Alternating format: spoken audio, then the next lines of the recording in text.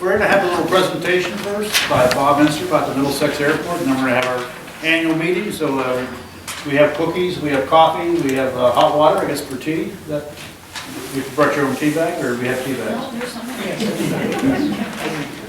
So, probably everybody knows Bob, but here he is. Well, thank you all for coming out today. And to be perfectly honest, I feel very comfortable because I know all your faces. It's like talking to my family. Well, to start with, 1903. If you don't know what that is, it was the first flight in the United States. And now we should just, that's 112 years ago. Well, you know, I'm well on my way to that much time. And I'm thinking that, you know, all the things that have happened in aviation in that many years, here there was guys flying bamboo framed airplanes with bed sheets on the wings, and now they're flying tanks and armored airplanes and cross country with several hundred people in there. It's hard to believe that that much time aviation, I believe, has changed more than anything that's happened since the beginning. And so I've always said it's my fault. I'm taking all the blame. But anyhow, I'm just very proud to be part of it, and I'm very proud to be here in Middlesex, in Middlesex Airport. It was a dream of a lifetime. And the dream it was. And I had no ideas that I could ever profit from it.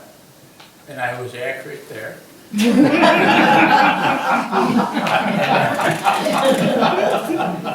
So what I want to do is I want to start out by telling, oh, you know, and I've learned something new since the last time I gave this program. Everybody wanted to know, you know, when this airport started. So history in here tells me that it was in 1946. Well, it was the same bunch of guys, and this is the new part I've learned. The same bunch of guys, Sandy, George, all those guys, George Kim, all those guys were the ones who were the impetus behind getting all this flying going. But the actual physical part of it started over in Rushville. It was on 247, and I had people now that knew, Kenny Hay helped me out, and that took me over there and showed me.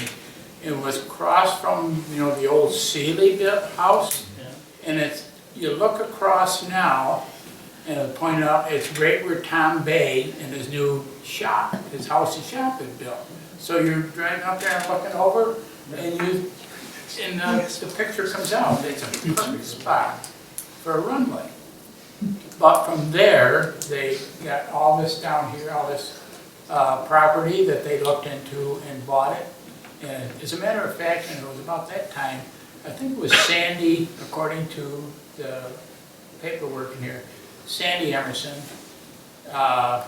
purchased the property with, I think, a handshake promise, as most deals were, that the group would buy it and take it on as flying club property. So the first thing they had to do was to get it down here and get it workable. So they spent the first little over a year, maybe close to 2 years, and they farmed it and to make it tillable and level it and everything. And I've got a picture, I got several pictures that came from, well, in fact, I think Ruth now has copies of them down here. But you'll look in there and you'll see there's a row forever, 4 8-in tractors. And they're all one right beside the other, and they're plowing up the runway. And right in the front row is Mr. Dorman. He is right there, and I can always point him right out. So. So that's always a nice thing to have, and you can be able to, I'm very fortunate that I got to know some of these people that did this.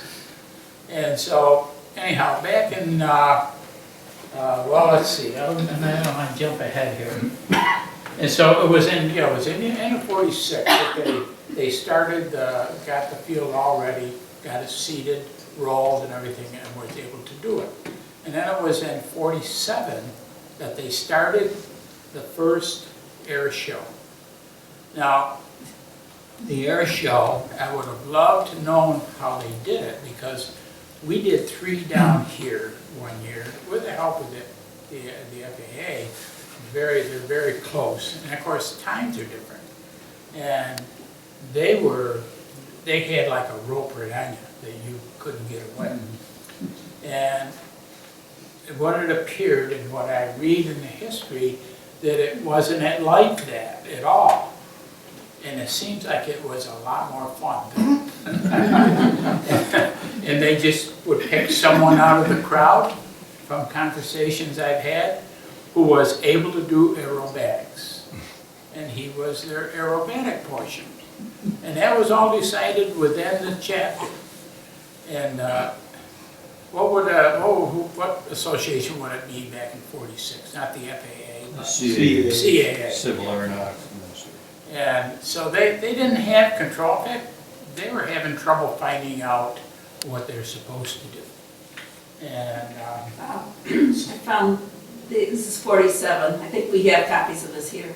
oh, yeah. So they did okay. have a program of sorts, Oh, mostly advertising. I saw that one down there too. Yeah. Yeah. Well, that's what programs are all about. Yeah, right, yeah.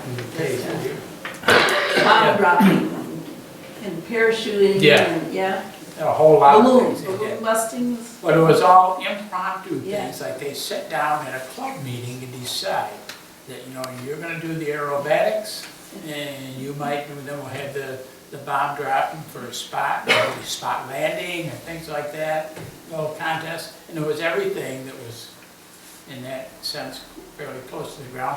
People were able to see. So, now you take Middlesex, you take any town this size and make an attraction, and it would be a very popular thing. Well, I'm sure myself that everybody that promoted this, being in and around and very close to this, were very inspired to do it, because they knew everybody that they were going to entertain, for the most part. Now, I can remember, I think it was in 49, was my first visit out here. A friend of my family, an older guy, knew of Middlesex. I didn't know of Middlesex.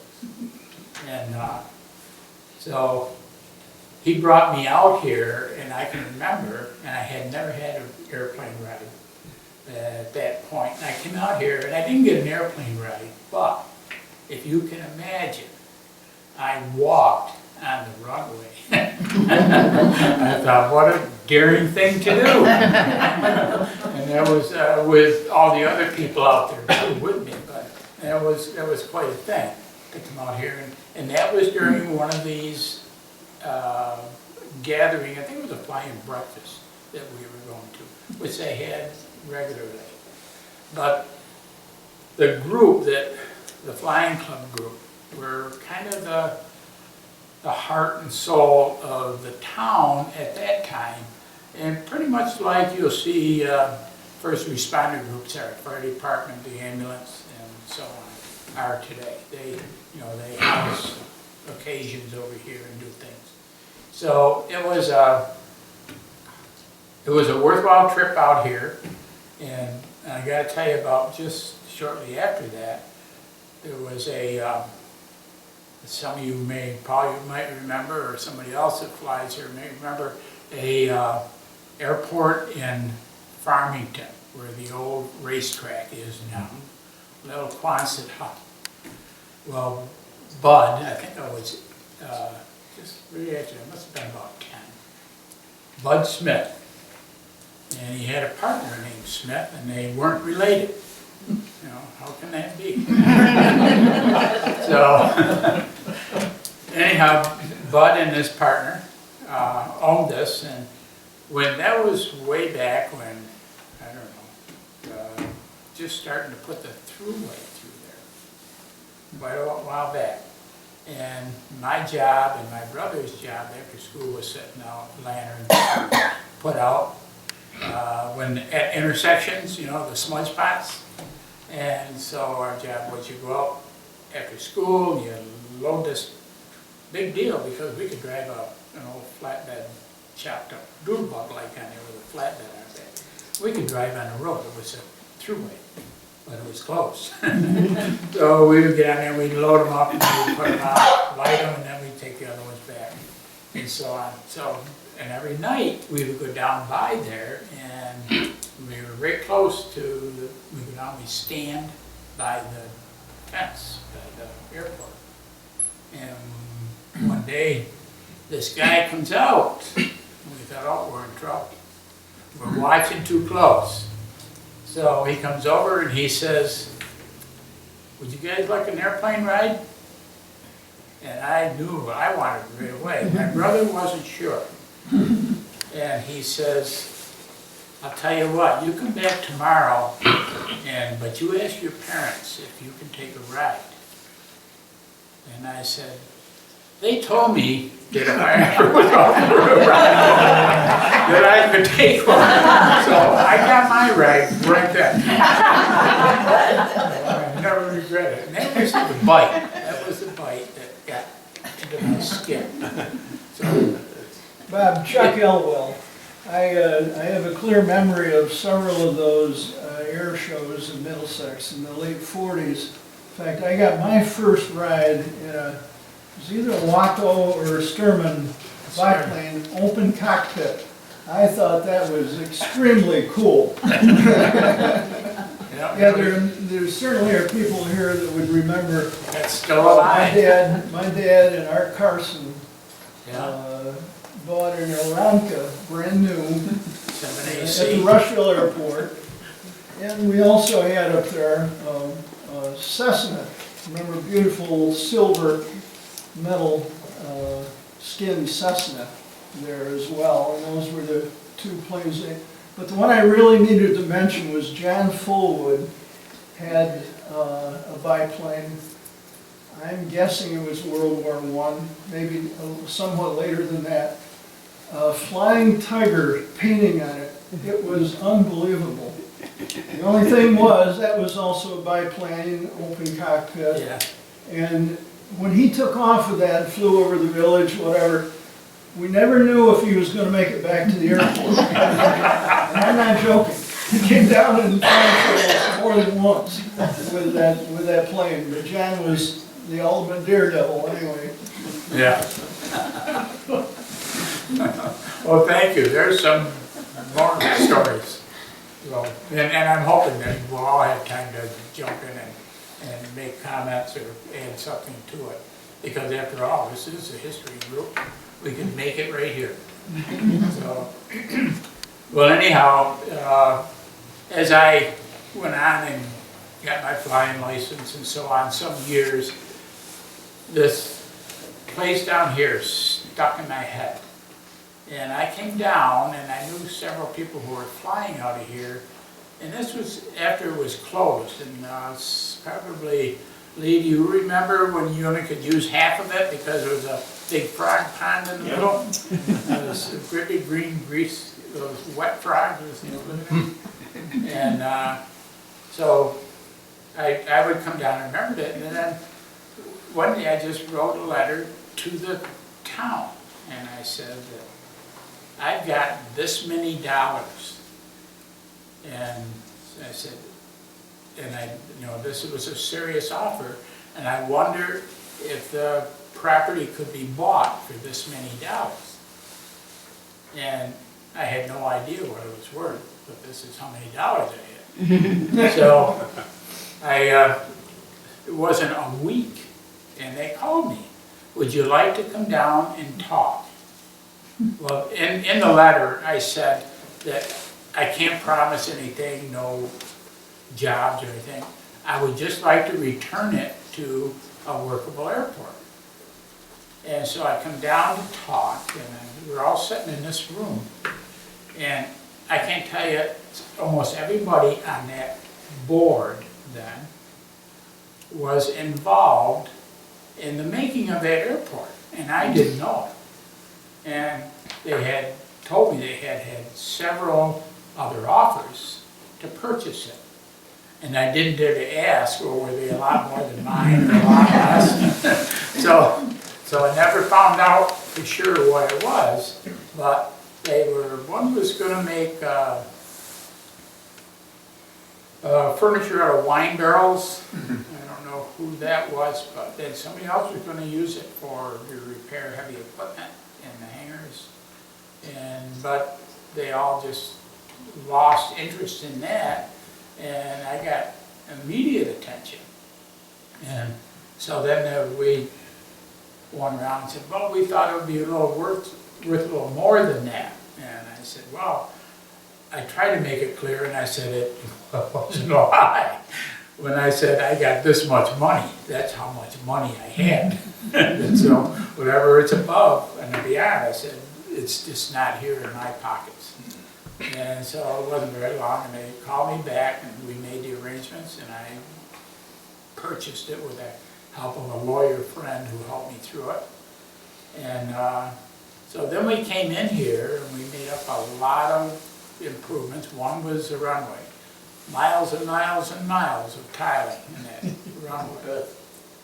And then we built some hangars to accommodate, maybe hopefully make some money for the airport for taxes and so on. And then the two buildings that were there when I bought it was the main hangar, which was, that's built like a castle. It's strong. The other one beside it was which is now later the restaurant, was just a, what do you call it, a little small ranch. It was 20 by 40. And that was properly built, but didn't have attention for a lot of years. So when we came down, the fire department said, well, you know, they've already told us that they would like us to burn it down. The town did, because they wanted to get rid of it. And they just offered that they would do it for me. They'd use it for practice. And I said, well, let me look at it first. So at that time, I looked at it, and the roof was gone, 1/4 of it, one half the side. You could look right up through and see the skies. And so the EAA chapter said, well, you know, if we were to put this back together, could we have our meetings here? As you can see, I have a barter room. So I said, well, yeah. So in one weekend, they had the roof tore off, the inside,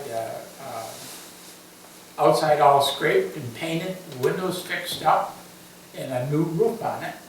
And they had torn all the insulation and sheeting from the inside, and that would be something I could easily handle myself. So, and in that length of time, there had to be 40 people.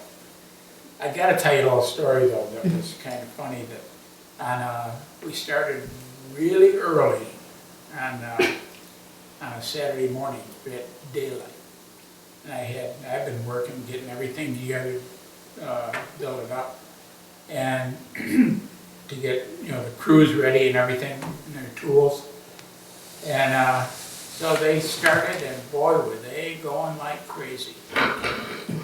And they right up till dark, and finally I think it was like 6 o'clock in the summertime, 6 or 7 o'clock. I said, okay, we're gonna quit now, because we're gonna do the same thing tomorrow. And they had already agreed for the 2 days. And so my brother, who has a small band, he lived over in Manchester. So he said, well, I'm gonna bring my band over, and we'll play and we'll have fun Saturday night. So they did. They came over and they brought some beer and some wine. And that wasn't a good mix. So I'm thinking, as I'm sitting here, and a lot of things wide open yet, and I'm thinking, you know, what am I gonna do with all this stuff? They walk away, and I'm saying, well, it's too late now, I'll just have to wait and see. So some of them slept down there, tents and campers, some of them went home, but you know, the next morning, it wasn't 6 o'clock, but it was 7, and they started coming back, and by 9 o'clock, some of them, or all of them, came back. Some a little worse for wear. They all made it back, and we did get it all closed up. And it's always been a proud moment for me that the EAA chapter would jump in there and do that. And they're not there yet. So I guess it was a good invention or a good investment for them. Was that Jerry? Yeah, that's right. Right, and then, but more about the old guys. The old history is what I learned, and this other part is, you know, I lived it, so it's not history to me. But anyhow, that like I said, they used to have spaghetti dinners down at the firehouse, down at the thing. They would get the firehouse down, come down. And some of the older guys in the firehouse would tell me, they'd go down and they would hose out the rafters to get the bats out. And then this would be on a Saturday night. I mean, there was thousands of bats. Oh, God. So they would hose them out, they'd be gone for the day, they'd do their event, whatever it was, spaghetti dinner or pancake breakfast, whatever, and then they could be free to go back in, and they always came back. But it was quite a thing that they would do, and they were kind of at the heart of everything. I can remember Dubby Button telling me about going in there to helping them out with breakfast. And I got some pictures of the guys in the back. You do too, Ruth, or we do in here. Of guys in there cooking for breakfast, and on these, they had pies and cakes for sale, and maybe syrup, I don't know, but it looked pretty interesting. And the other thing was, they used to have talent shows. I would have loved to see those. I wish they would bring those back. And we have one of our stars with us tonight. This afternoon, Phyllis Button back there, and Jack McCurdy.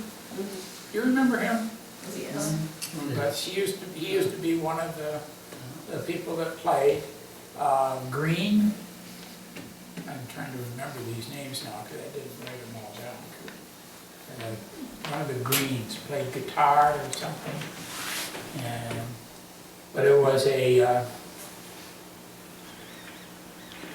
Yeah. No, I don't have him down there. But the talent shows, I think, would have probably been, you know, you can go any place for spaghetti or something, except the camaraderie of going to a place, hometown, and in your own airport like that, you know, and anybody, if you have a place like this, you know, this is your town hall, that's your firehouse, that's your airport. And a lot of people take a lot of pride in knowing that, yes, we have an airport. And they a little bragging about it. And back in when this first came out in the registry, they called it the Middlesex Airport.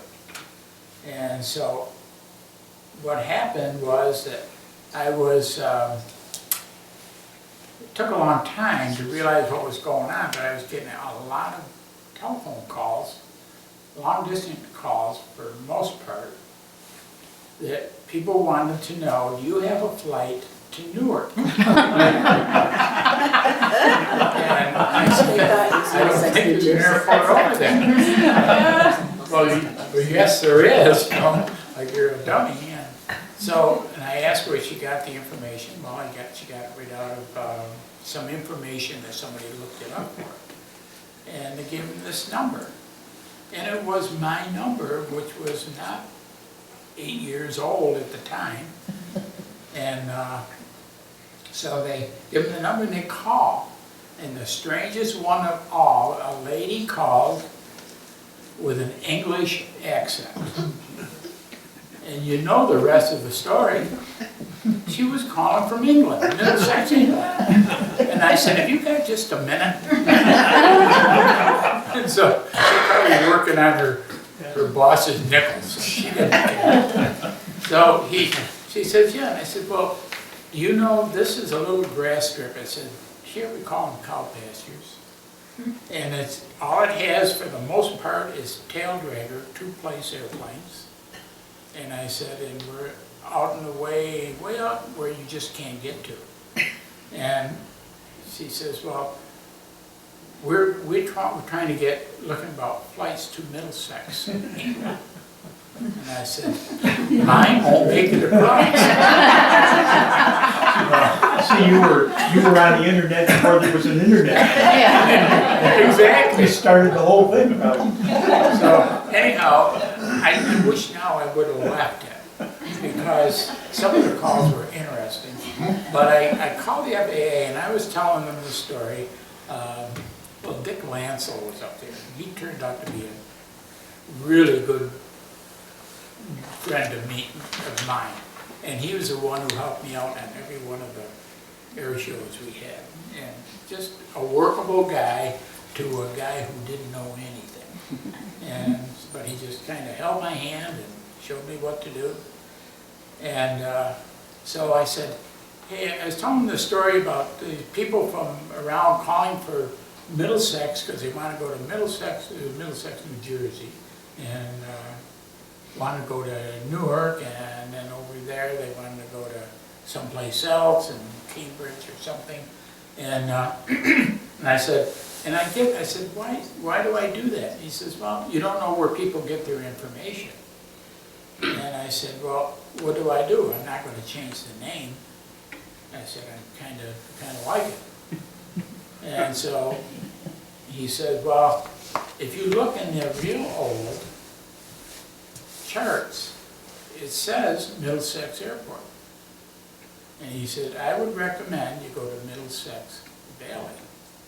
That would differentiate it, and people looking it up would think in Middlesex, New Jersey, you wouldn't think of it as a valley. You know, he said, so that might help you a lot. So if you look at your charts now, it says Middlesex Valley, and it's been like that for quite a few years now. So, and that was an interesting thing, an experience, something you always tell. In fact, I got, somebody got me one of those old charts to show me that it said Middlesex instead of, it said Middlesex Airport.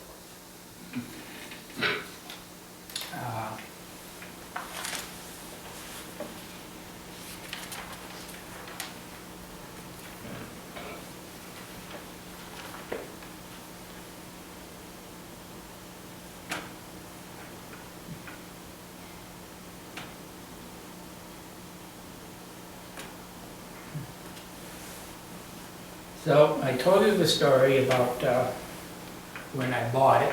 It was in 1985. And I came down and we got these things all going as I related about the remodeling and so on. And then guys would fly in very frequently on weekends. And there was nothing here but for a place to land and talk. And it seemed like from the beginning of time, I always had a coffee pot on. So it was, at least if you got an airplane ride, you knew you could get, I had a little refrigerator and you could get cold pop or a cup of coffee. So I always had that, and quite a few guys would just fly in when they come down and they would sit inside and do this. And finally on Saturday morning, they started coming over, and because that's when GA pilots have their times, weekend mornings. And sort of like golf, you can fly, but you be home at this time. So they go out and they fly, and they come over here, they sit and they have coffee, and they realize that next week, as they decided, you gotta bring the donuts. So they started bringing donuts. And then finally they said, you know, this is crazy, because if it's your turn to bring the donuts, and you can't make it, who's gonna, you know, you can't stop again. What's the sense of getting up? So they said, Doc, what you do, you come by there every day, you get the donuts, get a dozen donuts or whatever we get, and we'll make sure that you don't go in the hole. Well, I was making money in no time at all. I come in for coffee and donuts, and they put $3 in, you know? And I said, well, this isn't right, this wasn't our intention. They were buying the coffee and everything. And they said, well, as long as we're happy. And then somebody came up with a bright idea that, you know, all of these donuts are not good for anyone. Wouldn't it be nice if we had a toaster? So the next week, 2 home-style, 4-slice toasters come in. So now we got 2 4-slice toasters and a 3-pot coffee maker there, and when we were fixed. So that went on for the longest time. And then a guy who I had, he's passed away now, but I had a lot of respect for, and his brain power. And he had a little bit of experience, but not only that he worked in it, in the restaurant business. He says, you know, you could make something go here. And that's the first time I used the phrase, I didn't buy an airport to fry eggs. And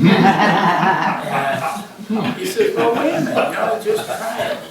And I said, I will. I said, but you do it, and we'll work out an arrangement that you do it here, and we'll work out an arrangement between us about you having the restaurant at this airport. Okay, he says.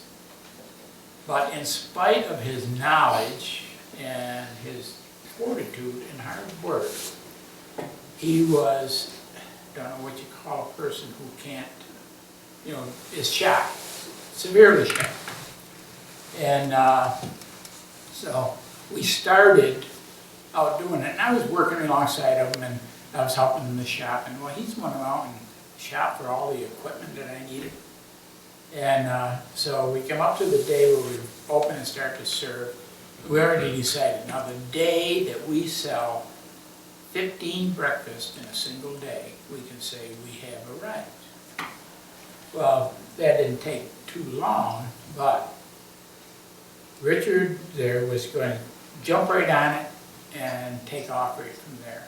And so we got up one Saturday morning, we came down, and it was 6 o'clock in the morning.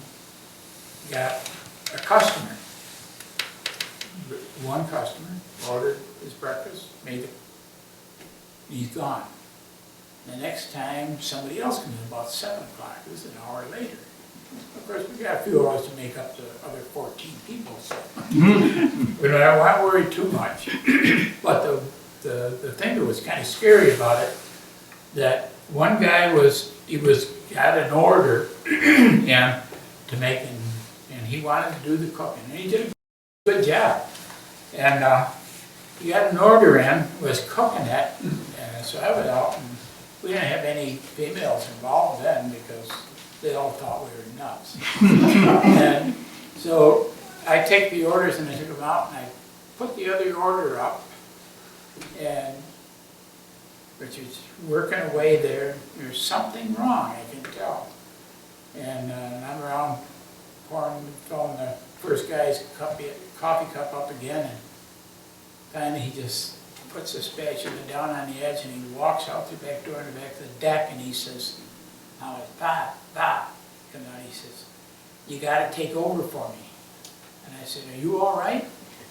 And he says, Yeah, but I've got another order up there. And he could not take that pressure. And he could help out in a million ways, but two customers, one wasn't done and the other one was waiting. But I love Richard dearly, and he's great. He did a lot of other things.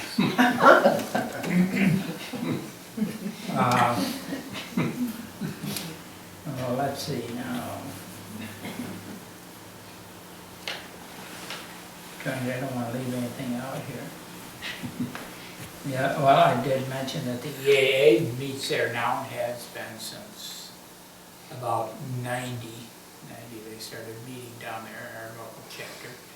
It's getting smaller. The chapter, we've lost a lot of the older, faithful, hard-working members. So, and that's no matter where you go. It's always the real, the down-to-earth people that stick with you and do the work. So it's hard to get anybody else inspired. And besides, there's a whole lot more things in this world to get excited about, I guess, for them. So, and I guess that's fine. So it's so I'm in about the bottom of what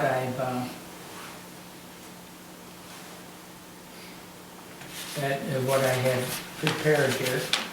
But what I was hoping is that if somebody, we had, there's a few things. There's people like George King, who was buried in Sandy Emerson, to name a few.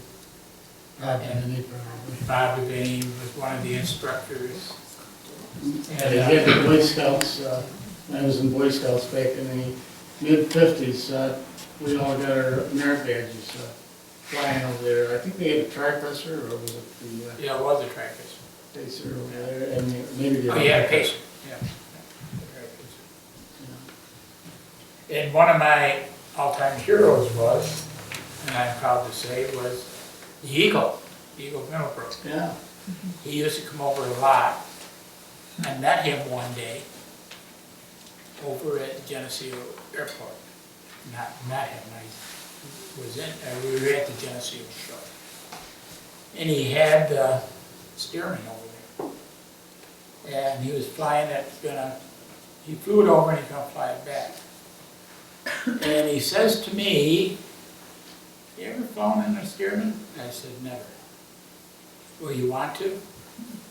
And I said, "I would love to." So I said, "But I have a problem. My son is with me today and he's drove over with me in the truck, and him and his friend." And I said, "So I've got to get them home." So my son found a friend of his who would drive back to Middlesex with him in my truck. There I go. I got a seat in there. So before we take off, we were talking a little bit about it, and I said, "Eagle, what's the story about you fly the steerman until the wheels stop turning?" He says, "Yep." And I said, "Well, what's this thing about there are two steerman pilots, those who have ground looped and those who will?" And he says, "That's probably true too." He says, "But if you listen to Rule 1, fly it until the wheels stop turning, you'll never be in either of those other categories." So he flew me back right here to Middlesex, and he says, "How about a couple landings?" Well, a couple landings. We were takeoff and landing for over an hour. And then I couldn't thank him enough for doing that. So he comes back the next day with that steerman. "You want to try that again?" Altogether, in my logbook, I've got over 4 hours in that steerman. I know I shouldn't tell you, Paul, because it's 4 hours I've stolen from your plane.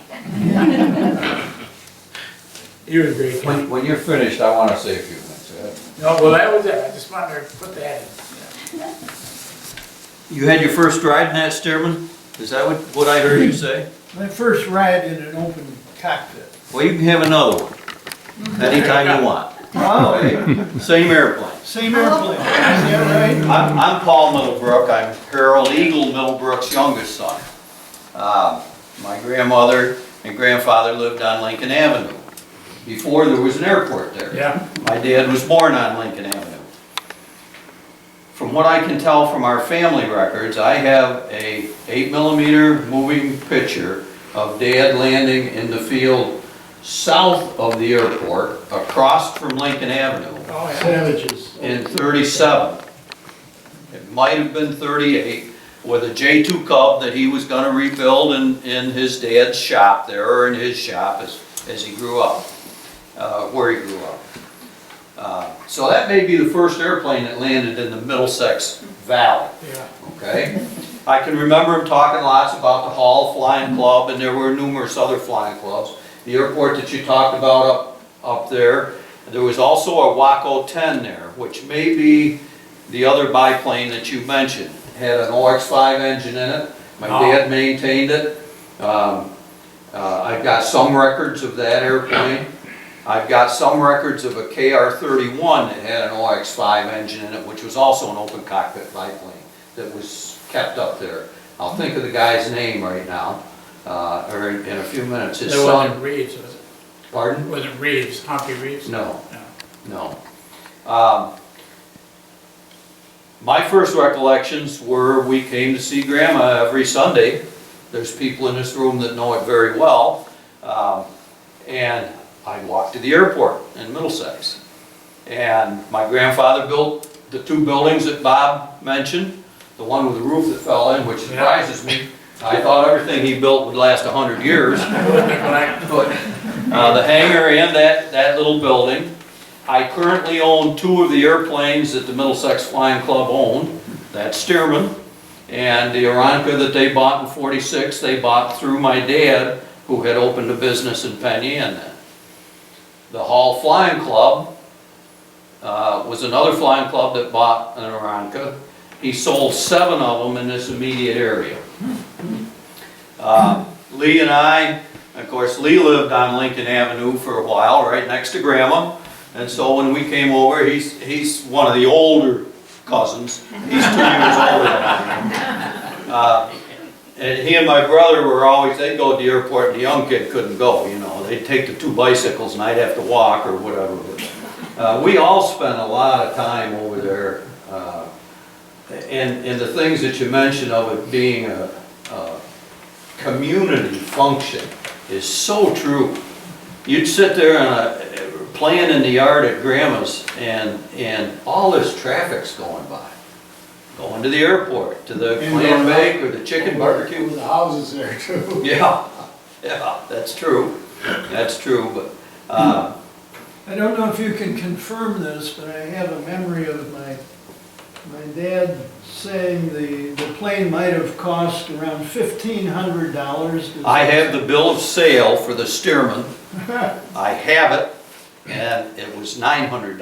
Okay, no, I was talking about the Aranca. Oh, the Aranca. New. I could probably look it up, but I can't tell you. It was definitely under $2,000. Okay. Okay? Well, a Cub was 800 then, Yeah. 46. Yeah. So, ain't comparable. Both those airplanes come back and see Bob every once in a while. Yes, they do. Hopefully more. I'm finally getting time maybe to fly them more. But there's so many things went on at that airport. Just so many things. And so many people here remember that. I'm preaching to the choir, but it was really part of the community. And when the flying club, I'll say failed, which is basically what happened, and it was due to they had 2 or 3 different accidents, not serious where people got hurt, but damaged airplanes that back then you didn't have insurance, they couldn't afford to fix them, and their fleet went, well, they had the Aranca, they had the Stearman, they had a Piper Tri-Pacer, which was a 4-seat airplane, they had a Piper Super Cruiser, which was a 3-seat airplane. And as the airplanes got damaged, they couldn't afford to fix them. And it just finally got to the point that they couldn't afford to keep the airport. And I can remember, I think I was in college at the time, I think, when things really started downhill. And of course, Dad was still a member. His father, Howard Middlebrook, my grandfather on my mother's side, Sterling Blair, were two of the first members, as was everybody in the community. Everybody. But I can remember him coming to meetings, and they couldn't even get enough people together of what was left of the flying club to decide how and what to do with it. And that's when it came to back to the community, you might say.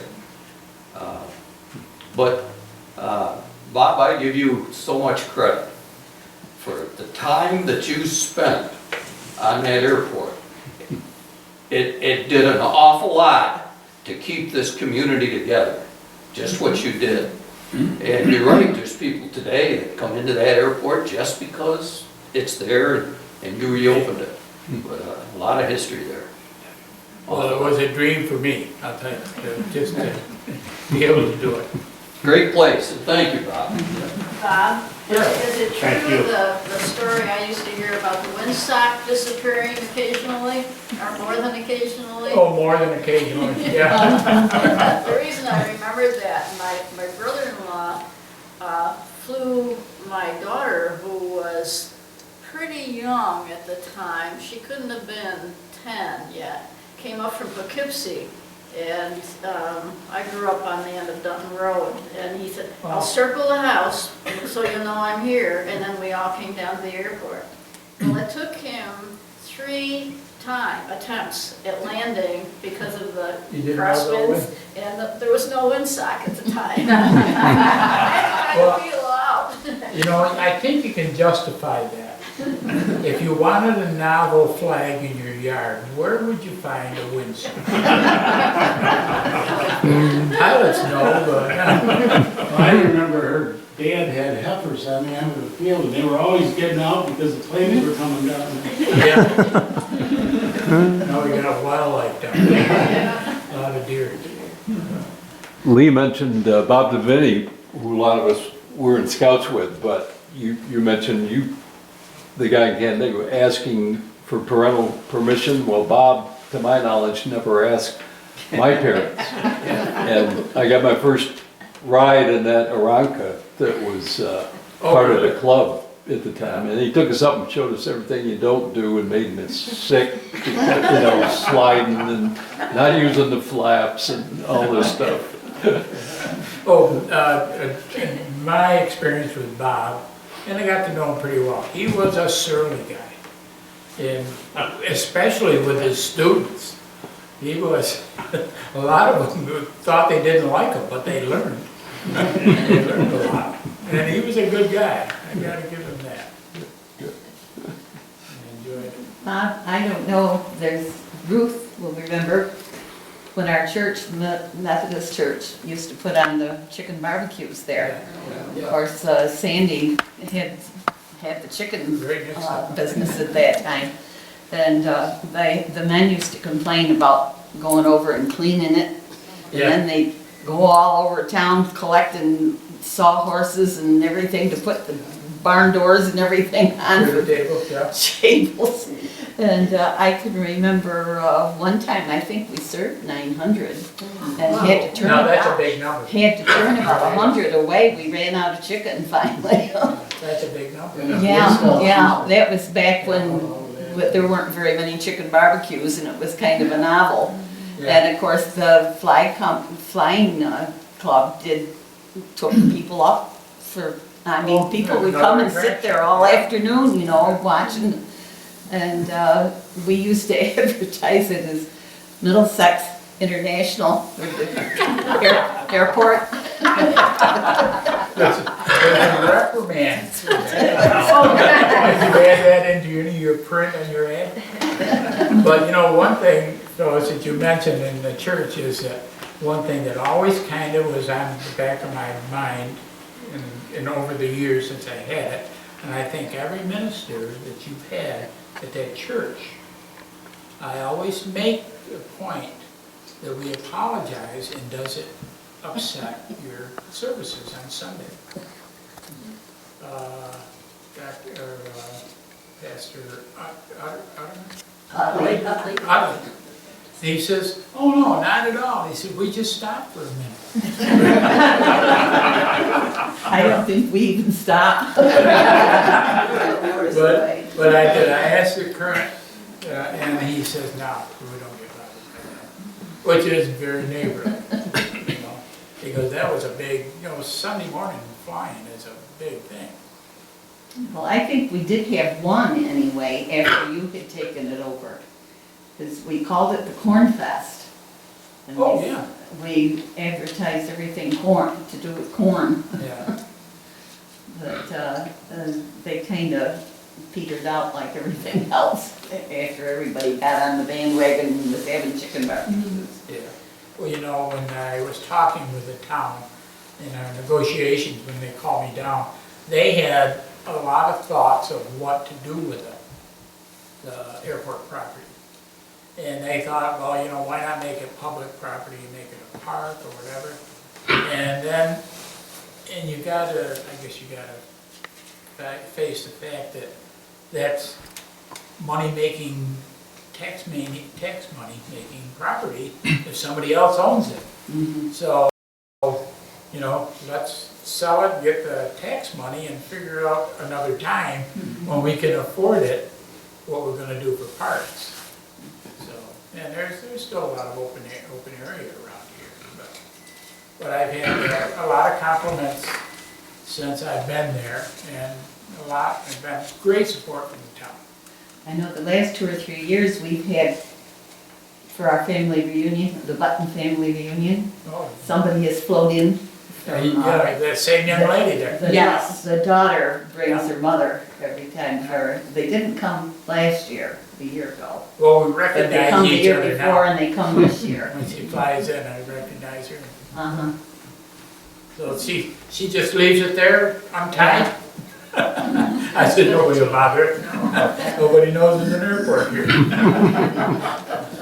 I found my first arrowhead over there, just north of your house, when they did the excavation when I was a little kid. Oh, really? Yeah, I found the Indian arrowhead there, and my grandfather in Middlesex used to say that there was a village, supposedly, down where DeWick's barn was. Remember where DeWick's barn was? The old, At the end of the strip where you took off. yeah, it used to be, didn't they use it at the airport? I don't know. There was one that an airplane ran into down there. I don't know if it was a Stearman or not. I don't think so, not here. The Spearman, when that had its accident, it was in Batavia. Oh, okay. But they said that there was an accident down there and that barn went down, it didn't burn, but it damaged it so bad they couldn't.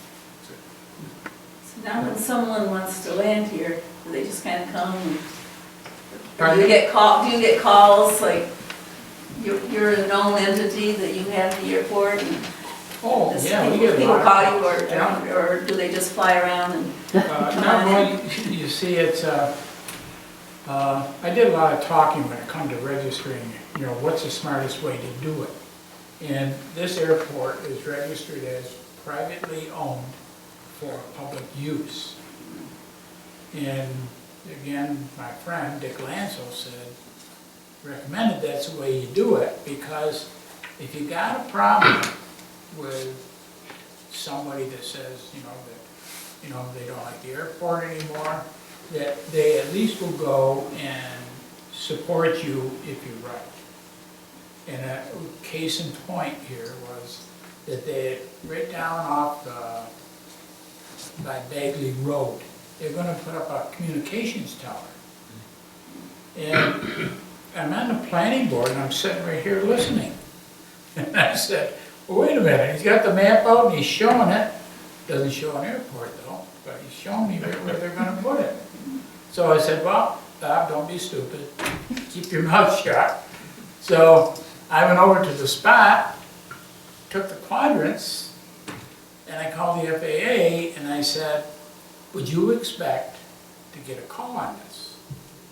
And they said, well, certainly.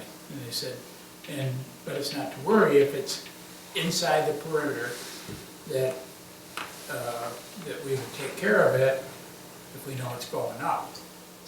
And because our airport's been there forever and ever. And so with that, the next meeting, they're supposed to come back for an approval. And they never showed. So somebody said, well, either they inquired about airports, or somebody said that those kind of services, it's a gunshot or shotgun method. They just get a whole bunch of places and make applications to all of them. And then they look at the ones that are accepted. And so so it could be either way. Either they found out there was an airport here, and they were inside after I got the quadrants for the spot, for the location, I called the FAA and I told them, and they said, well, we'll look that up. And they called me and said it was inside there. So I wasn't feared, but that was one of the things I felt free to call them about. And I think it's because maybe I was registered that way. So anybody can use it anytime they want,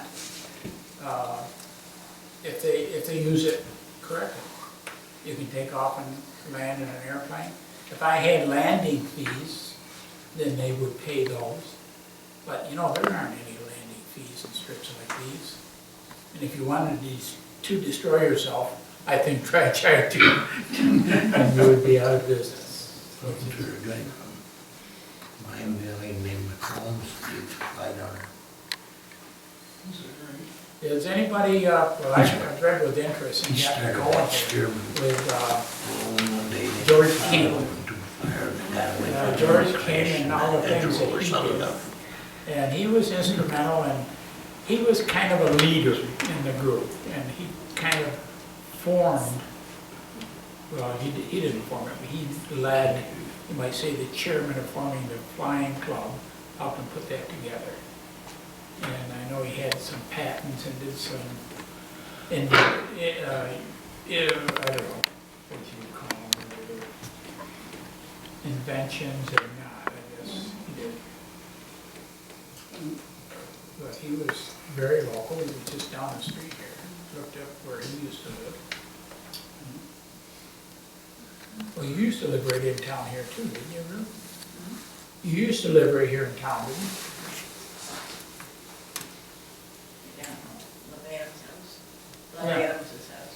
There was another guy. I got my attention. I don't know, you, Paul, you probably wouldn't be. I never met him, but I read a lot about him in there.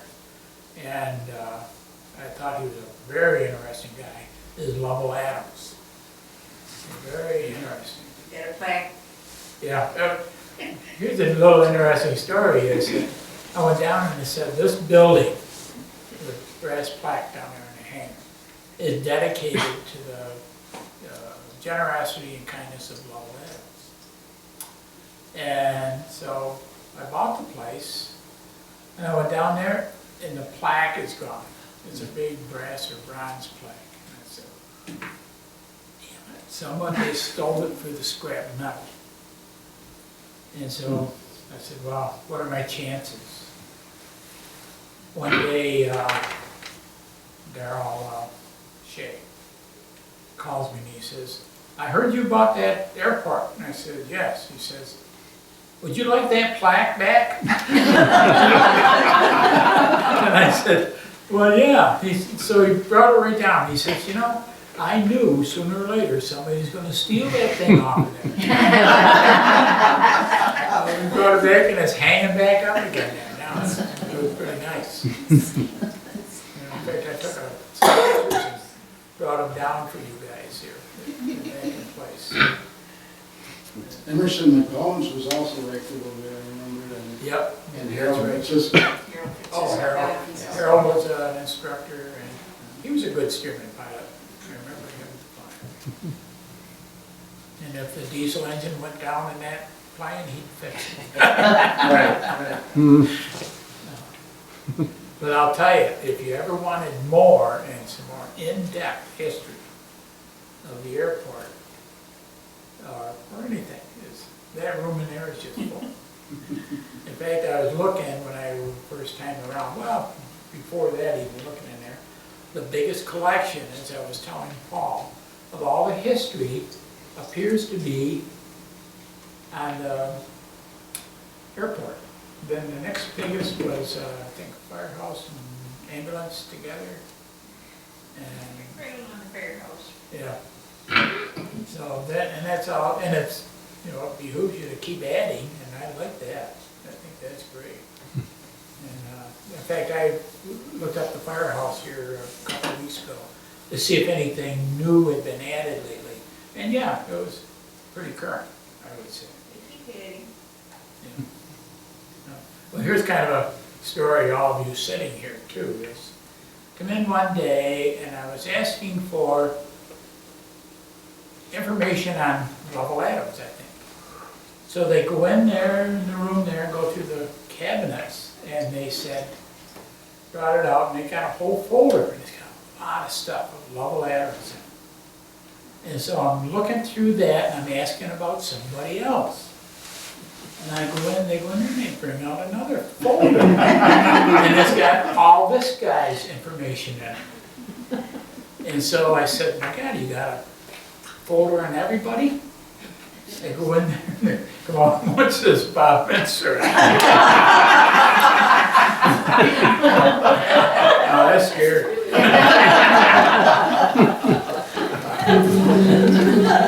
That's great.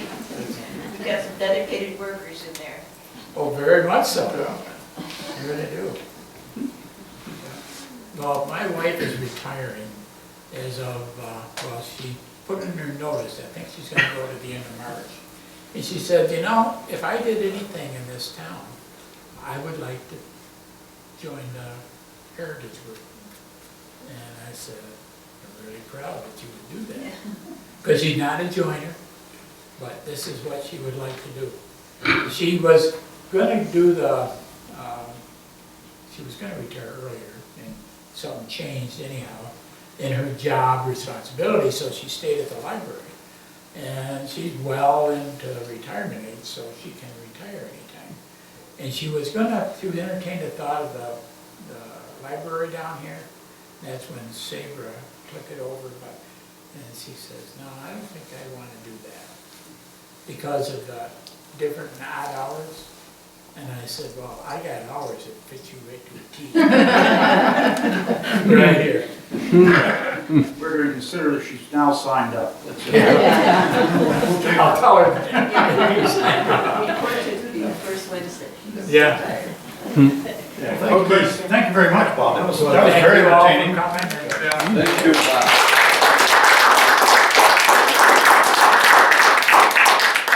So we'll take a, say, 5-minute break, get coffee, cookies, entertain yourselves a little bit, and we'll have our annual board meeting. You're all invited to it, it's open. And we're looking for more recruits, so thanks, Bob. Thank you very much. You're very welcome.